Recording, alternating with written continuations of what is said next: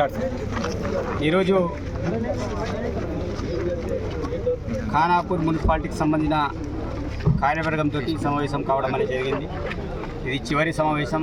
ఈ సమావేశంలో చాలా అంశాల మీద సుదీర్ఘంగా డిస్కస్ చేయడం అనేది జరిగింది. ముఖ్యంగా 12 వార్డులకు సంబంధించిన వివిధ ప్రాంతాలకు సంబంధించిన అభివృద్ధి పనుల మీద, ఏ ప్రాంతంలో ఏ సమస్యలు ఉన్నాయి, మరి కొత్తగా మున్సిపాలిటీ చైర్మన్లు ఏర్పాటైన తర్వాత ఆ అభివృద్ధికి సంబంధించిన కార్యక్రమాలు కావచ్చు, దాని తర్వాత మిగతా వాళ్ళ పదవి కాలం ఈ 26 తారీఖుతోటి కంప్లీట్ అవుతుంది కాబట్టి తదనంతరం మిగతా కార్యక్రమాలు ఏంటిదనే విషయం మీద చాలా సుదీర్ఘంగా డిస్కస్ చేయడం అనేది జరిగింది. తప్పకుండా ఇంకా చాలా ప్రాంతాల్లో వాస్తవంగా ఇప్పటికే మనం అది సుమారు 4 కోట్ల 80 లక్షలకు సంబంధించిన లోకల్ వివిధ వార్డులలో పనుల్ని శాంక్షన్ చేయించడం అనేది జరిగింది నిన్న వచ్చిన తర్వాత. దాంతోపాటు చాలా ప్రాంతాలలో కూడా తాగునీరుకు సంబంధించిన అంశాల్లో 12 వార్డుల్లో 12 బోర్వెల్లను వేయించడం అనేది జరిగింది.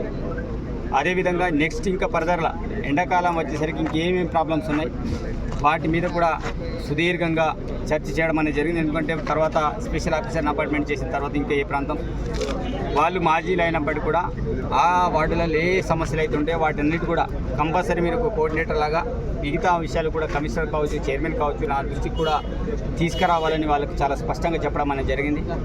కాబట్టి దాంతోపాటు గతంలో ఒక బిల్డింగ్ని దాదాపు మున్సిపాలిటీకి అప్పగించడం అనేది జరిగింది. ఆ బిల్డింగ్ని వెంటనే స్వాధీనం చేయాలని చెప్పడం అనేది జరిగింది. స్వాధీనం చేసుకున్న తర్వాత దానికి స్వాధీనం అనేది మన హ్యాండ్ ఓవర్లో ఉన్నది.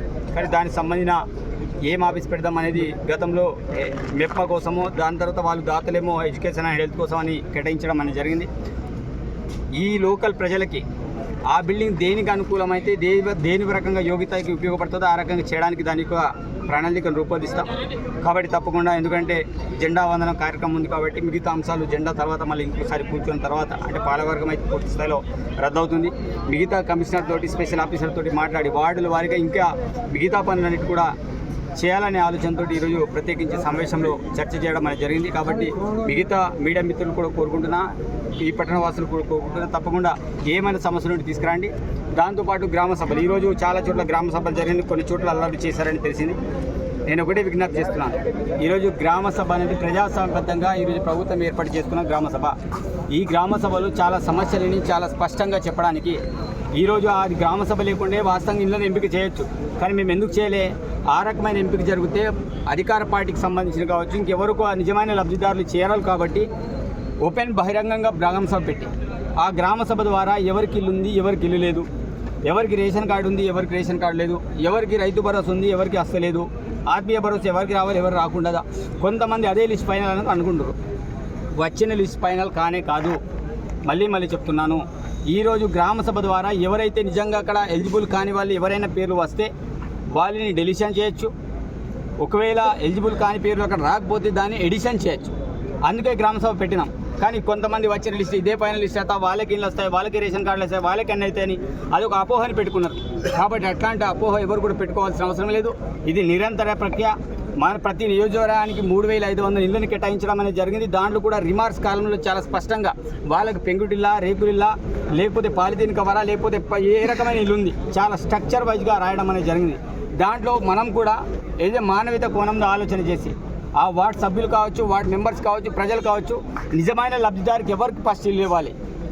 మన ఇల్లు కొద్దిగా మంచిగా ఉంది, ఇంకో ఇల్లు మాత్రం చాలా అధ్వానంగా ఉంది, అట్లాంటి వాళ్ళకి మనం ప్రియారిటీ ఇస్తూ వాళ్ళకి ఎంకరేజ్మెంట్ చేసే విధంగా మనం చేయాల్సిన అవసరం ఉంటుంది. కాబట్టి ఆ రకంగా మీరు కూడా పారదర్శకంగా జరగాలి అనే కాన్సెప్ట్ తోటి ఓపెన్గా బహిరంగ సభలు పెట్టి మనం ఏంటిది గ్రామ సభలు పెట్టేసి ఇది చేయడం అనేది జరిగింది. కాబట్టి ఇట్లాంటి అంశాల విషయంలో ఇంకేది కావాలనుకున్నప్పుడు కూడా జనాలు ఎవరు కూడా ఇబ్బంది పడాల్సిన అవసరం లేదు. ప్రతి ఒక్కరిని కూడా చేసే బాధ్యత మాది. దాంతోపాటు నా ప్రాంతంలో ఐడిడిఏ కేంద్రం ఉంది. ఐడిడిఏ కేంద్రాలకి అదనంగా మనం ఇళ్ళని శాంక్షన్ చేయడం అనేది జరిగింది. అందులో సీఎం నిధి కింద అదనంగా వస్తున్నాయి కాబట్టి 3500 మిగతా వాళ్ళకు పనిస్తే మిగతా ఐడిడిఏ ద్వారా వచ్చే గిరిజనులకు, ఆదివాసులకు పనిచేయడానికి ఆస్కారం ఉంది. దాంతోపాటు నేను సీఎం గారికి రిక్వెస్ట్ పెట్టి, ఎందుకంటే మన ప్రాంతం వెనుకబడిన ప్రాంతం కాబట్టి ఈ ప్రాంతంలో ఇంకా అదనంగా ఇల్లు కావాలన్నా 100% తీసుకొచ్చే బాధ్యత మాది. కాబట్టి జనాలు కావచ్చు, ప్రజలు కావచ్చు, ఎవరు కూడా ఇబ్బంది కావాల్సిన అవసరం లేదు. ఎందుకంటే ఇది చాలా పారదర్శకంగా ఈ యొక్క గ్రామ సభని ఏర్పాటు చేసినాం. అంటే ఇట్లా ఏర్పాటు చేయడం వల్ల ఈరోజు జనాలకు అందరూ కూడా తెలిసిపోతుంది ఎవరు ఎలిజిబుల్, ఎవరు కారు అనే విషయాన్ని చాలా స్పష్టంగా అధికారులు చెప్పడం జరిగింది. మిగతా వాళ్ళు కూడా ఏదన్నా నన్ను కలవచ్చు, లేకపోతే అధికారులను కలవండి, తప్పకుండా మిగతా వాళ్ళకు కూడా న్యాయం చేస్తామని తెలియజేస్తున్నాం. ధన్యవాదాలు.